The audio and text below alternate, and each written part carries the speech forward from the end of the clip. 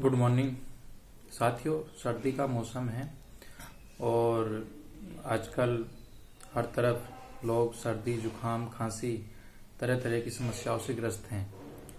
तो सर्दी में, खांसी में, जुकाम में, है ना, या फेफड़ों से जुड़ी हुई कोई भी समस्या है, दमा है, अस्थमा है, इन सब में डीएक्सन का कौन सा प्रोडक्ट यूज करना चाहिए।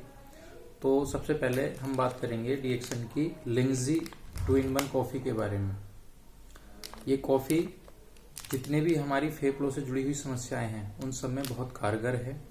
एक खाली कप लें, उसमें इसका लगभग 1/4 पाउडर डालें, ऊपर से उबला पानी डालें और पी लें, है ना।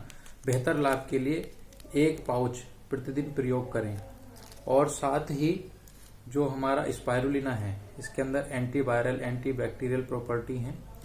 तो यदि हम 2-in-1 कॉफी के साथ स्पाइरुलिना के लगभग 6 कैप्सूल्स का 3 कैप्सूल सुबह 3 शाम अगर हम सेवन करते हैं तो सर्दी, खांसी, जुकाम, दमा, अस्थमा, डायबिटीज या फेफड़ों से जुड़ी हुई कोई भी समस्या है उसमें बहुत अच्छा रिजल्ट आपको मिलेगा। धन्यवाद।